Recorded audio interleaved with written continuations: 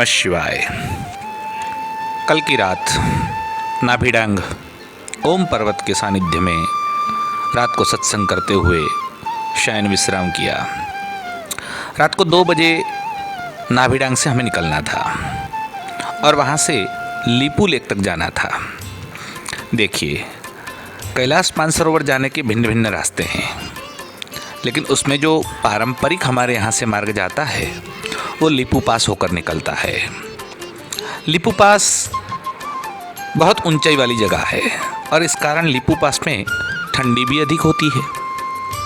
इतनी ठंड होती है कि हमें जो सूचना दी गई थी कि हम जो जुराबे पहनते हैं उसके ऊपर पॉलीथीन रख लें, पॉलीथीन पहनने के बाद फिर से दूसरे जुराबे पहने, उसके ऊपर फिर से प्लास्टिक रख लें और उसको रबर बैंड से बांध दें। अर्थात इस ठंडी का आप अनुमान लगा सकते हैं। हमने भी अपना जो टी शर्ट वगैरह था उसके ऊपर स्वेटर, स्वेटर के ऊपर शर्ट, शर्ट के ऊपर जैकेट वगैरह भी डाल दिया था और ऊपर से रेनकोट भी डाला हुआ था। सब लोग इसी प्रकार तैयार होकर रात को 2 बजे निकलते थे।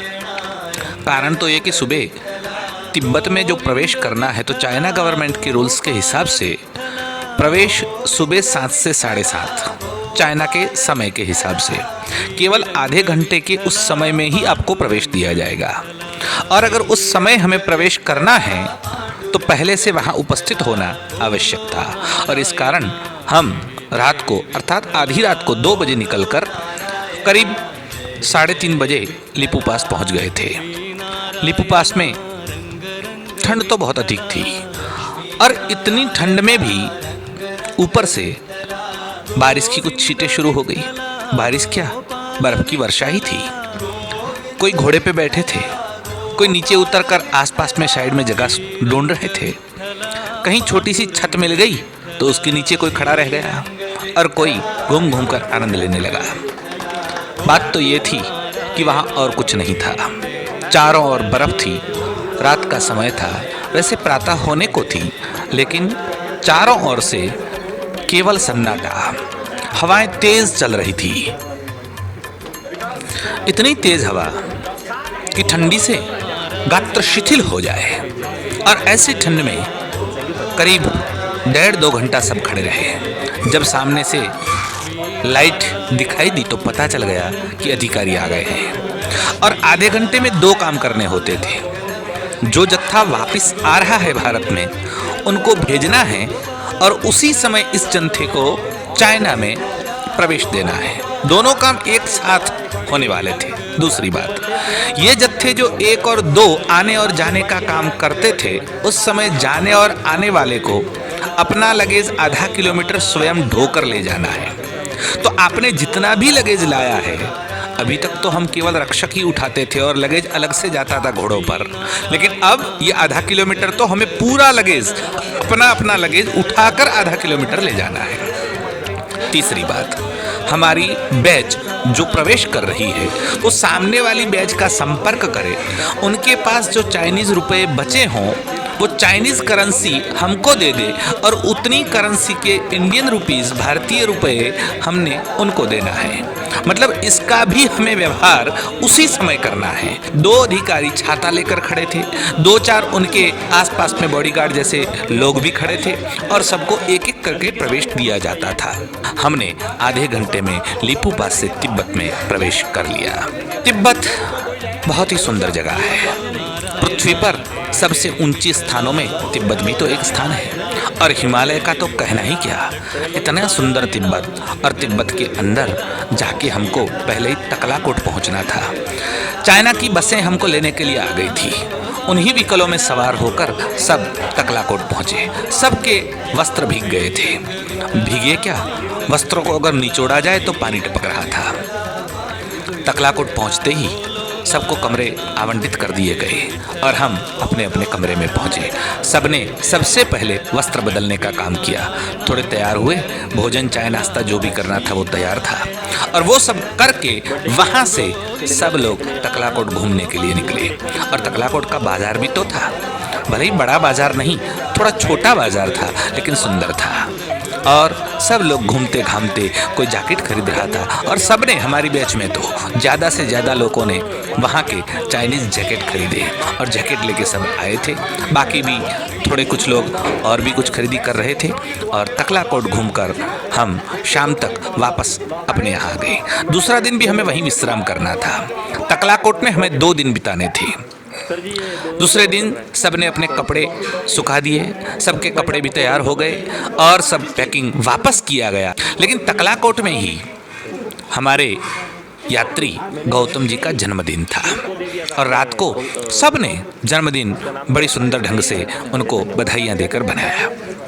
ऐसा नहीं कि उनका ही जन्मदिन था, इससे पहले जब गुंजी में थे तो संतोष जी का जन्मदिन था।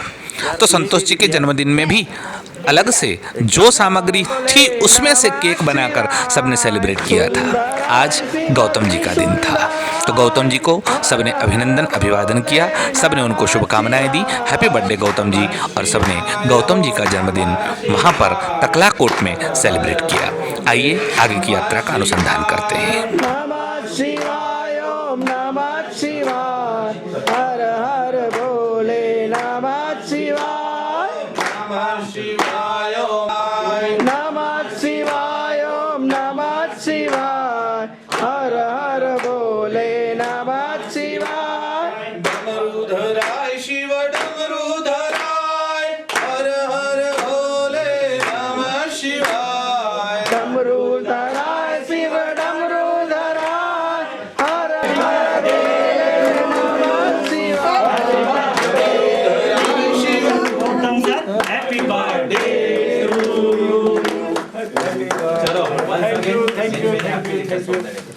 हम सबका सत्संग का क्रम न टूटे।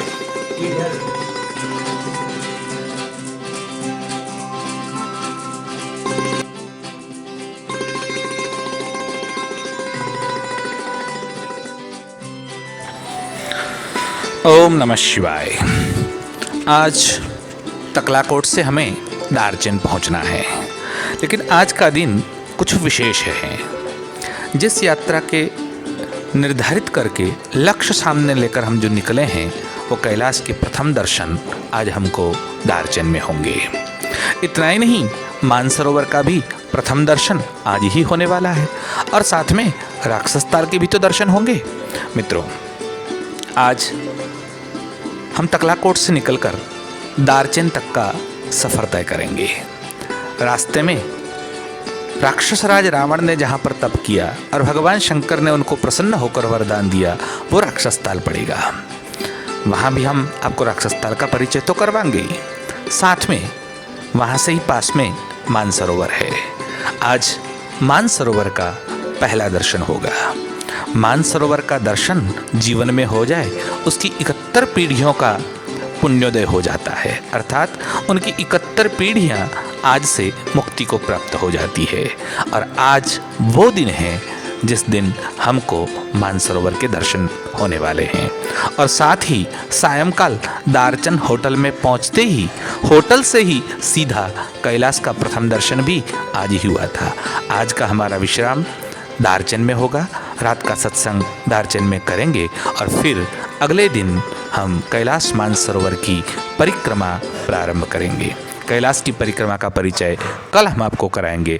आज इतना ही, चलिए चलते हैं राक्षसताल, मानसरोवर और दार्जिलिंग। आइए यात्रा में हमारे साथ जुड़ जाइए। ओम नमः शिवाय। राक्षस झील।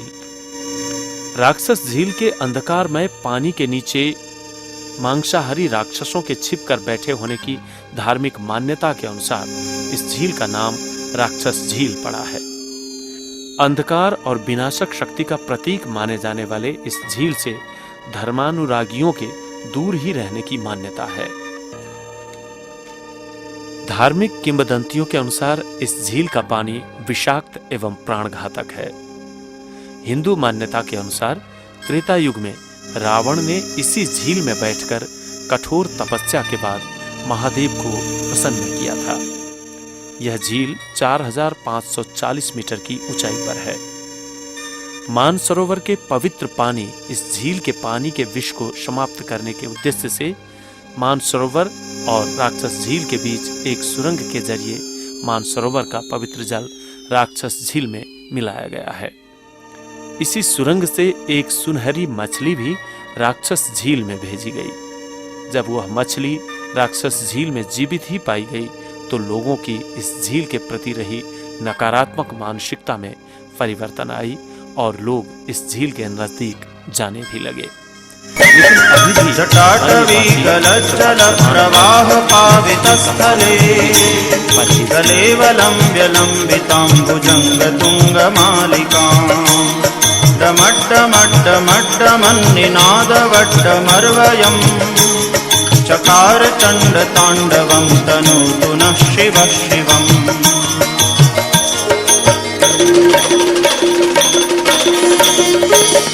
जटाकटाह सभ्रमभ्रमन्निलिम्प निर्झरी विलोलवीचिवल्लरी विराजमानमूर्धनि दगद्दगद्दगज्वलल्ललाटपट्टपावके किशोरचन्द्रशेखरे रतिप्रदीक्षणं मम।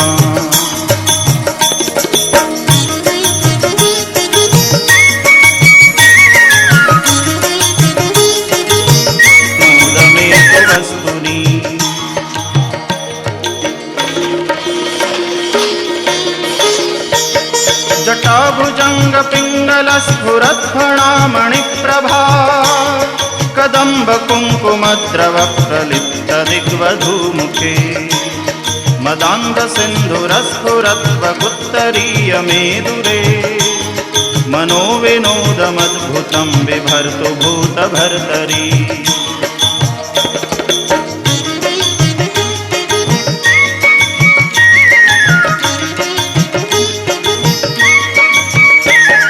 सहस्रलोचन प्रभृत्य शेषलेख शेखर प्रसूनधूलिधोरणी विदूसराङ्घ्रिपीठभू भुजङ्गराजमालया निबद्धजाटजूटकः श्रियै चिराय जायतां चकोरबन्धुशेखर।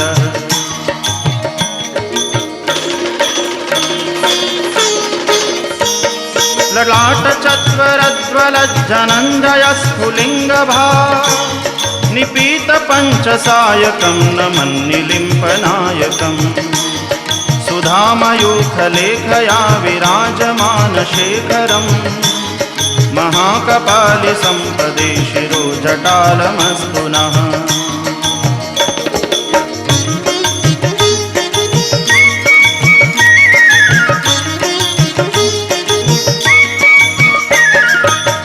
करालभालपट्टिका धगद्धगद्धगज्वल धनञ्जयाहुतिकृतप्रचण्डपञ्चसायके धराधरेन्द्रनन्दिनी कुचाग्रचित्रपत्रक प्रकल्पनैकशिल्पिनी त्रिलोचने रतिर्मम।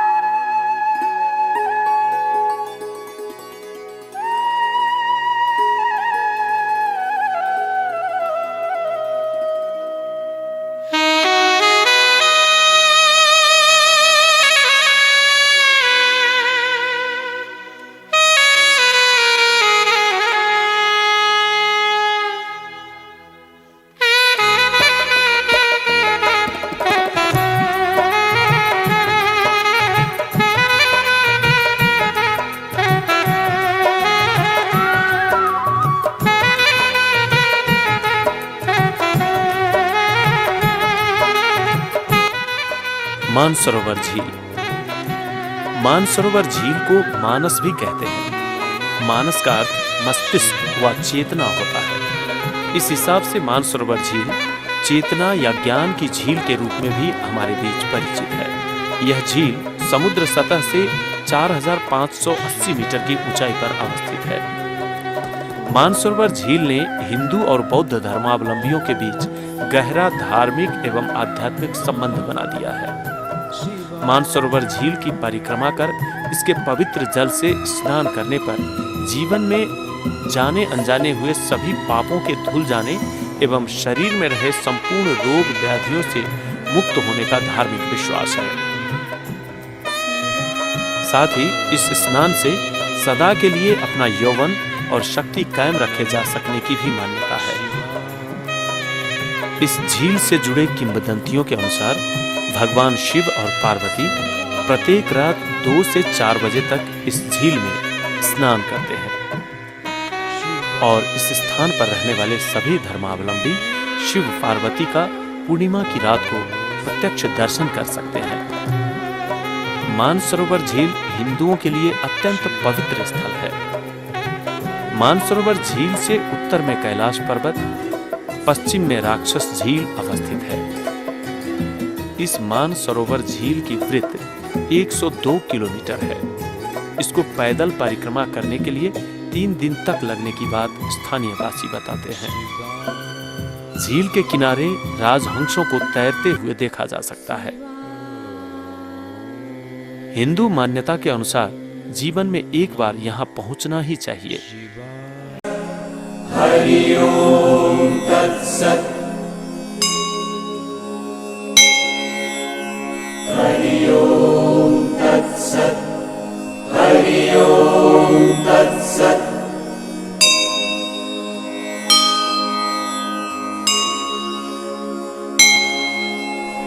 हरि ओम तत्सत्।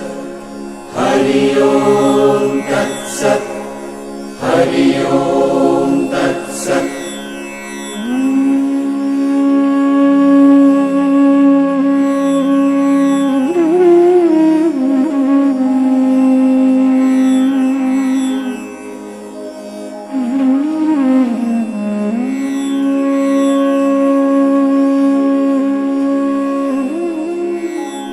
हरि ओम तत्सत्। हरि ओम तत्सत्। हरि ओम तत्सत्।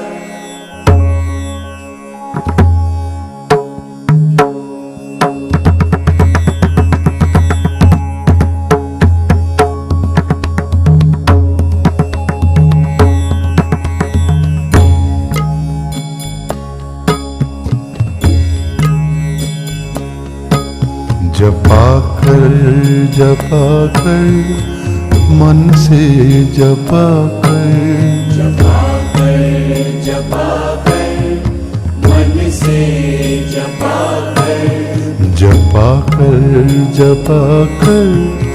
मन से जपा कर मन से जपा कर हरि ओम तत्सत्। हरि ओम तत्सत्। हरि ओम तत्सत्। हरि ओम तत्सत्। ये हरि नाम पावन एक ओंकार सत सत। ये हरि नाम पावन एक ओंकार सत सत। ये हरि नाम पावन एक ओंकार सत सत।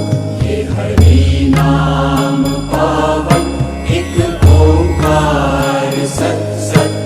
हरि ओम तत्सत्। हरि ओम तत्सत्। हरि ओम तत्सत्। हरि ओम तत्सत्। हरि ओम तत्सत्। हरि ओम तत्सत्। हरि ओम तत्सत्। हरि ओम तत्सत्।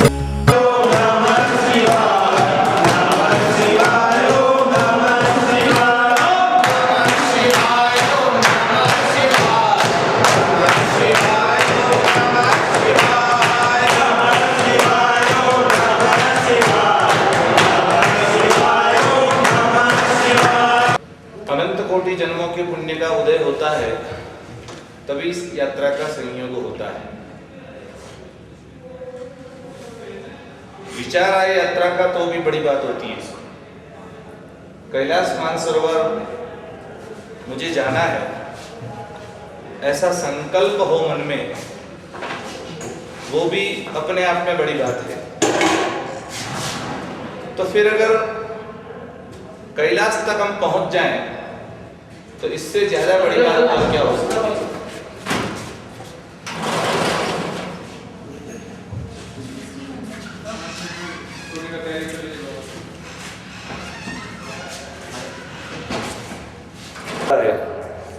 विचार होने के बाद वो विचार संकल्प में परिणित होता है। उस संकल्प को पूरा करने के लिए भी परमात्मा की अनुकंपा चाहिए। वहां से निकलने के बाद मेडिकल टेस्ट में फेल हो जाए न हो जाए, गुंजिया के फेल हो जाए न हो जाए, यहाँ तक पहुँचने के बाद सांस खुल जाए, वापस जाना पड़े, ये सब परमात्मा की अनुकंपा के ऊपर आधारित है। हम यहाँ तक पहुँचे, हमें मानसरोवर के और कैलाश दोनों के दर्शन आज वैसे तो हुए। सबने मानसरोवर के दर्शन भी किए और कैलाश के दर्शन भी किए। भगवान भोलेनाथ जिसे हम कहते हैं, वो भगवान सदाशिव शंकर, अगर इनकी कृपा हमारे ऊपर हो जाए तो दुनिया की कोई ऐसी चीज नहीं है जो हमें प्राप्त न हो सके। भगवान की अनुकंपा से ही दुनिया में सब चीजों की प्राप्ति होती है, लेकिन हम छोटे मोटे देवताओं के पीछे पड़े रहते हैं, कई बार साधु सन्यासियों के पीछे, और कई बार कोई अलग अलग संप्रदाय और पथ के प्रवर्तकों के पीछे हम पड़े रहते हैं। जिनकी पहचान डायरेक्ट प्रधानमंत्री से हो, उनको पुलिस वालों को सलाम करने की कोई आवश्यकता नहीं रहती। अगर परमात्मा भगवान शंकर से आपका परिचय, ऐसा भगवान शंकर का सामर्थ्य है, भगवान शंकर की परिक्रमा करने के लिए आप आए हैं। कल आप यहाँ से निकलेंगे, आपकी यहाँ से परिक्रमा शुरू होगी। अब मैं सब इतिहास कहाँ बताने जाऊँ, मैं अभी आपको इतिहास बताऊँ तकलाकोट का बताऊँ या धारजेन का बताऊँ, लेकिन मैं कल आपको जो जहाँ आप जाने वाले हो उसका एक नाम है डेरा फूक। यहाँ से आप जहाँ रात रुकेंगे कल, उसका नाम है डेरा फूक। अब डेरा फूक नाम कैसे बना है आपको पता है? डेरा जो शब्द है DIRA इंग्लिश का डीरा, और डीरा शब्द का अर्थ होता है जो मादा याक होता है। याक में भी मेल और फीमेल होते हैं, तो उसमें जो फीमेल याक होता है उसका जो सिंग है उसको कहते हैं डीरा, और पुक मतलब गुफा। जो डेरा पुक है उसका आकार है वो मादा सिंह जो याक है उसके सिंग के आकार का है, इसलिए उसका नाम डेरा पुक है। दूसरी बात, ईस्वी सन 1215 में यहाँ पर एक बुद्ध साधु आए थे और उन्होंने 5 वर्ष तक डेरा पुक में तपस्या की। वो जब आए और आगे चले, मतलब यमद्वार से आगे चले, तो एक याक मिला उनको और वो याक के पीछे पीछे चलने लगे। अब वो रास्ता भटकने लगे तो याक ने आके उनको रास्ता दिखाया। फिर वो डेरा पुक तक गए, तब वो याक था वो एकदम शिव जैसा बन गया और वो एकदम राक्षसी स्वरूप धारण किया उस याक ने, और याक ने कहा मैं तुम्हें खा जाऊंगा। और उस स्वामी जी ने भगवान शंकर की उपासना की और वो बुद्ध स्वामी भी शंकर के भक्त हुए और उन्होंने वहां पर डेरा पुक की स्थापना की। मतलब गुफा में जाकर उन्होंने प्रसिद्ध वहां जो गोम्पा बना है वहां पर भगवान शंकर की उपासना की, इसलिए भी उसका नाम डेरा पुक कहा जाता है। आप वहां से जाएंगे डोलमा पास, डोलमा देवी का नाम है, और डोलमा जो देवी है जिसे हम तारा देवी कहते हैं, वो तारा देवी का ही तिब्बतियन भाषा में नाम है डोलमा, मतलब तारा देवी। उसका वहां पर बहुत बड़ी प्रतिमा और मंदिर है। आप तारा देवी की जो पूजा करना चाहते हैं वो अपना सामान कल ही साथ में रख ले। माता जी की मतलब जो पूजा करने की सामग्री होती है, धूप दीप वगैरह, कोई चुनरी वगैरह लेना चाहे तो भी वो भी, अत्तर या कोई कंगन वगैरह वहाँ रखना चाहे तो भी, मतलब जो देवी की सामग्री पूजा की होती है वो आप साथ में ले सकते हो। तो डोलमा पास में जाके डोलमा देवी की वहाँ पूजा होती है। ये देवी देवताओं की पूजा इसलिए करनी पड़ती है, इस क्षेत्र में छोटे छोटे बड़े बड़े जो देवता है वो आपको यात्रा में सहायता करते रहे, इसलिए आपको इन देवी देवताओं की पूजा करते हुए भगवान शंकर की प्राप्ति करनी है। कल अगर समय रहा तो आगे हम बात करेंगे, क्योंकि आज लाइट जाने का समय अभी शेखर जी ने मुझे बताया कि 12 बजे का है और 11:15 हो चुके हैं, इसीलिए हमको यहाँ विराम करना होगा। छोटी सी आरती करके हम यहाँ से सब बिल्कुल विसर्जन करेंगे। बोलिए नमः पार्वती पतये।